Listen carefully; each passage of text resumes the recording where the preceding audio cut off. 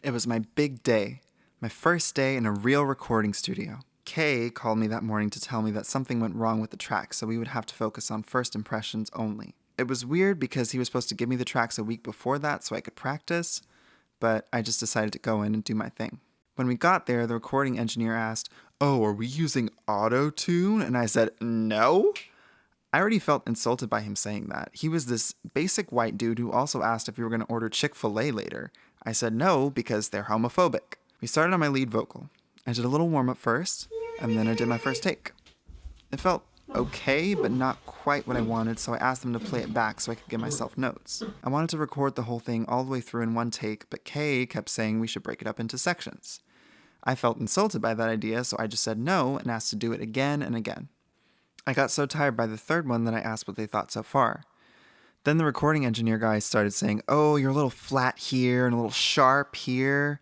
But I didn't hear any flatness or sharpness. I just heard me singing. I told him I don't use autotune, so it won't be perfect, and also if he knew how to do it better, maybe he should try it. He just kept saying breath support, and I was like, that's really vague and unhelpful. Then Kay chimed in with his 2 cents, and before you knew it, I was really upset. I really did not like people commenting on my singing or putting their opinions into my creative process. The rest of the session went equally as bad, and then we drove back to Kay's house. Once we were there, I passed out and took a nap. When I woke up, Kay said, "Hey, we need to talk." He then told me he was frustrated with how the session went, and he said, "You didn't sound good." I had no idea he was frustrated, and I was hurt that he said I didn't sound good. I told him I hadn't gotten to practice because the tracks weren't done, and he said that's no excuse.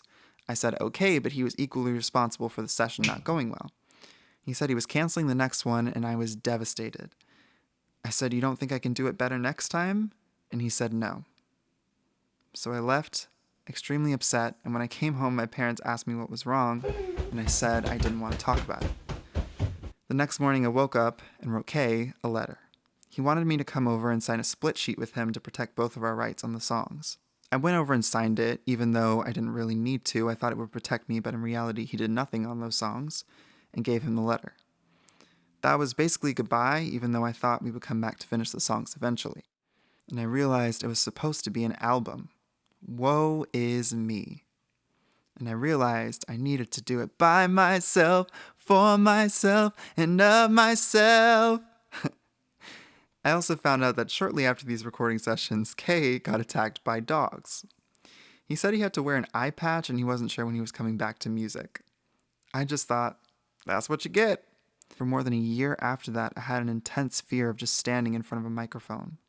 It took me so much to practice just to be comfortable recording my songs after that. I would listen to myself and just say, no, that doesn't sound good enough. I spent the next 2 years just trying to get better at singing so I could listen to myself and be happy with how I sounded.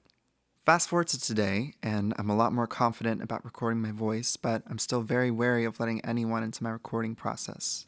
But I hope that by telling this story, I can let go of this trauma and move on with my life. I know one day I'll record in studios surrounded by people who love me and understand me and can help bring my visions to life without judgment. Until then.